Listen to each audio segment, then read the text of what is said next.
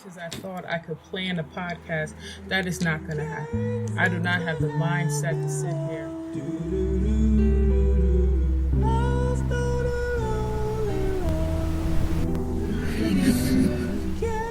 Chop up block for block how I'm going to tell you about weight loss and weight gain.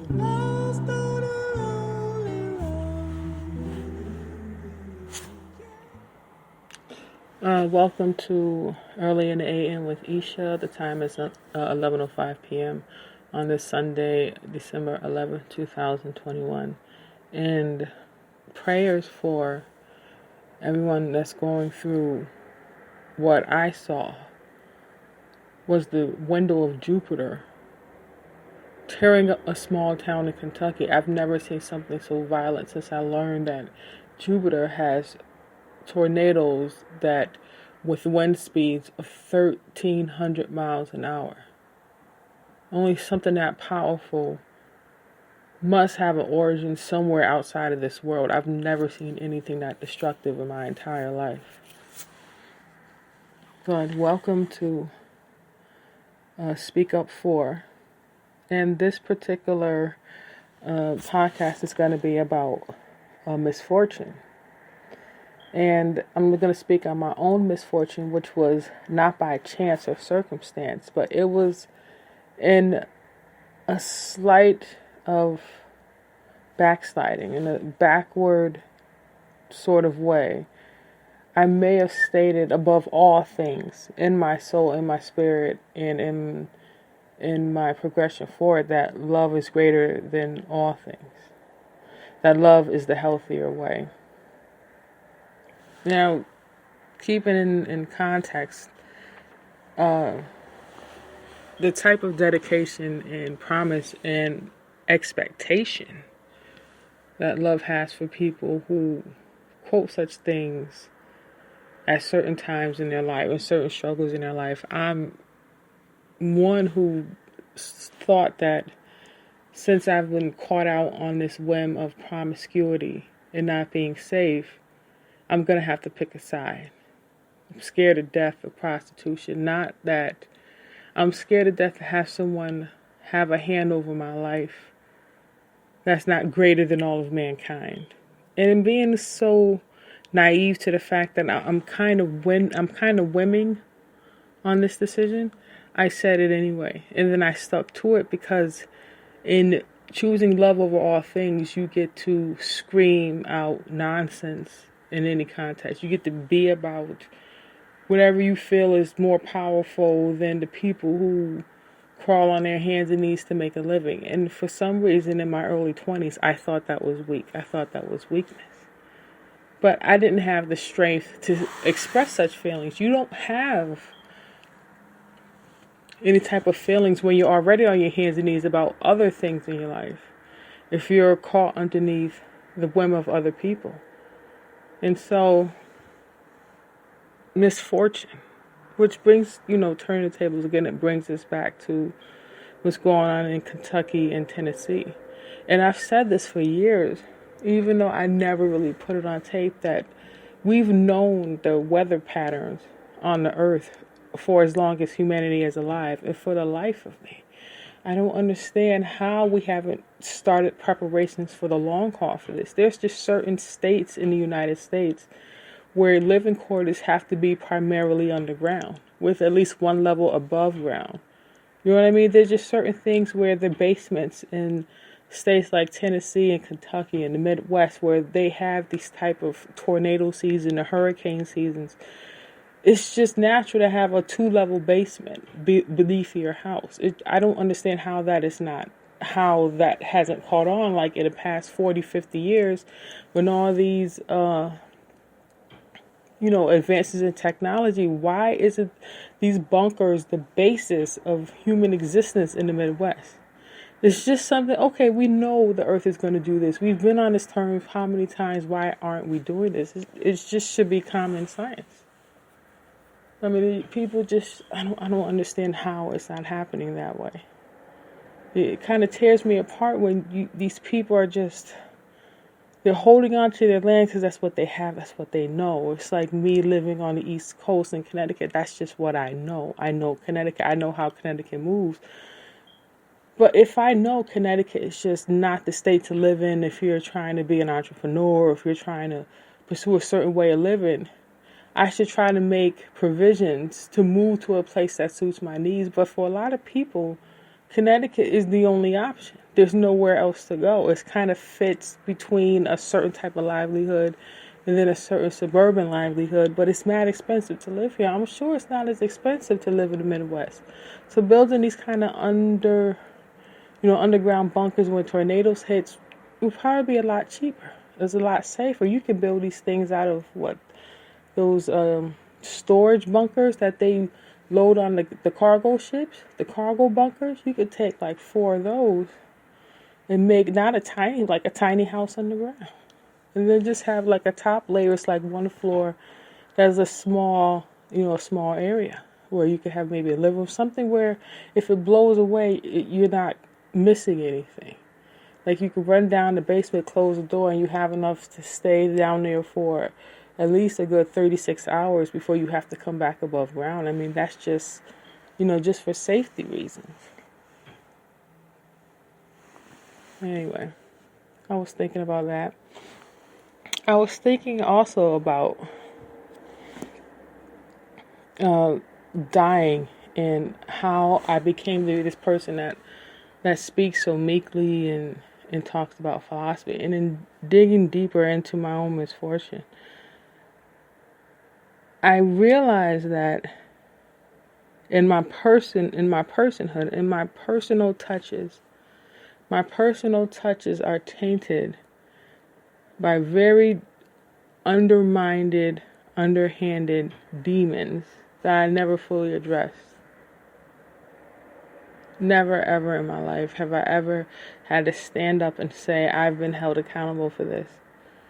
It's kind of like a folklore of people who it's like walking into a room and just assuming a position.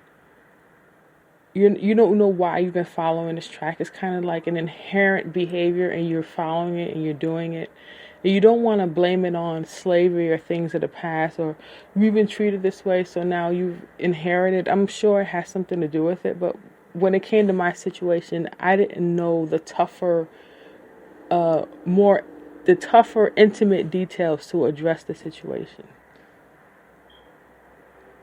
When you become so strong in fine tooth combing your issues that the veins stick out in concentration and in focus in your body and trying to filter out everything that's not supposed to be there. I feel like I'm not mature in that area enough.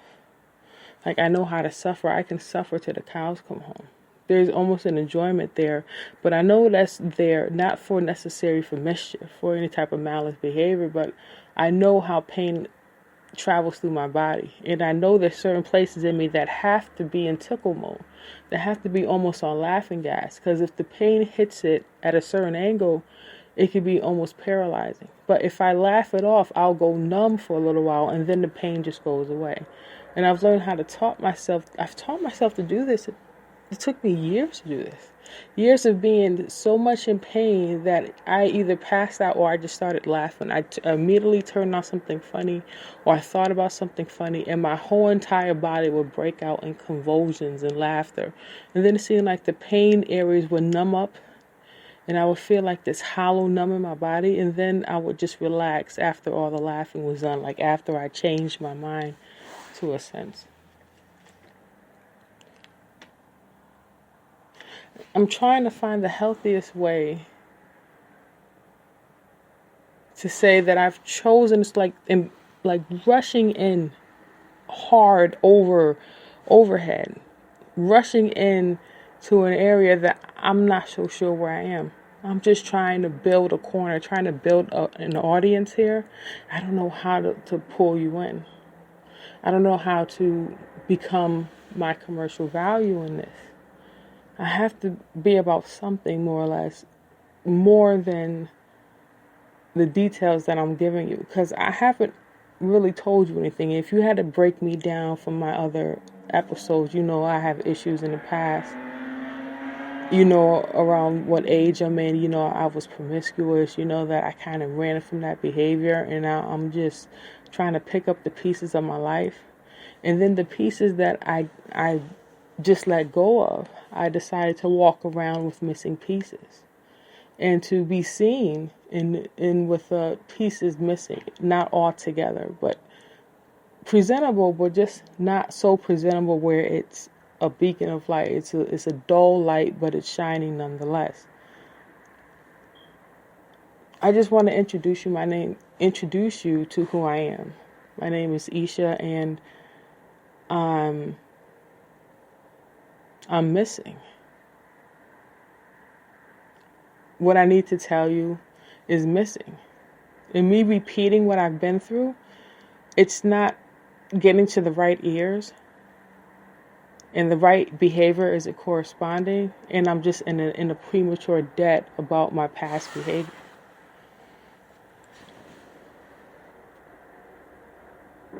And being missing, someone can see you and not know it's you. They really don't know how to address the fact that you are not on their radar whatsoever. There's no type of interest, there's no feeling, there's no chemistry, no connection, nothing that says you belong. Hey, I haven't seen you. You kind of look familiar. I don't get that at all when I'm in public. So I'm off. Like right now, I'm off.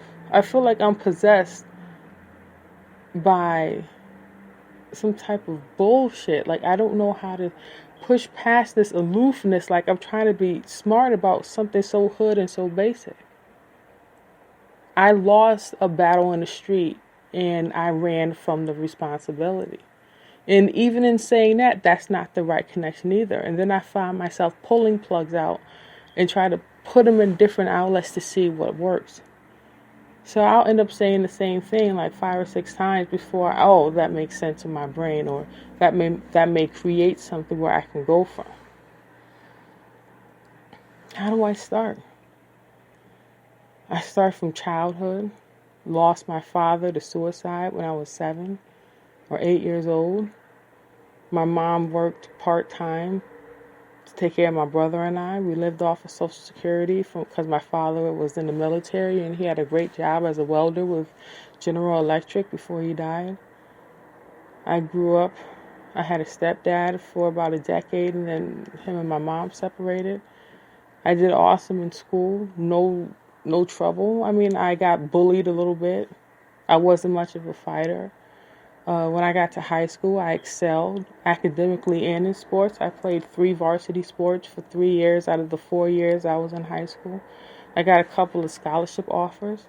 But the true fame in the family came from my twin brother, who went on to play international basketball. He had a full 4-year scholarship to a D1 school in the state of New York. His team went to the March Madness 3 times. They won 3 NCAA championships, not from NCAA March Madness, but from their division, like the Big East or the MAC or whatever. They won 3 of their championships. He went on, tried out for the NBA. He didn't make it, but he had a fabulous career playing on different teams overseas in Europe and South America and Mexico and Indonesia, and you know what I mean? So it's like he has such a sky fire. I kind of just burned out. Like I felt in trying to find myself, instead of being content, I kept trying to find my light as if my light was supposed to be equal to his. And I kind of just killed the only prospect I had. I kind of just killed myself out there in the streets. And then I got scared of what I was doing to myself, and I stopped. I stopped all the foul behavior going on 20 years to this day. And even right now, I'm trying to recycle those issues I had as if I can talk about them right now, when in actuality, the only thing I have to talk about is, 40-year-old stuff.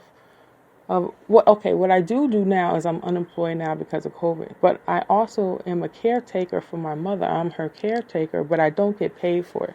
But legally, I just, keep an eye on her, and I take care of the household, and I watch over her because, you know what I mean? That's what her doctor suggested that I do. So I do that.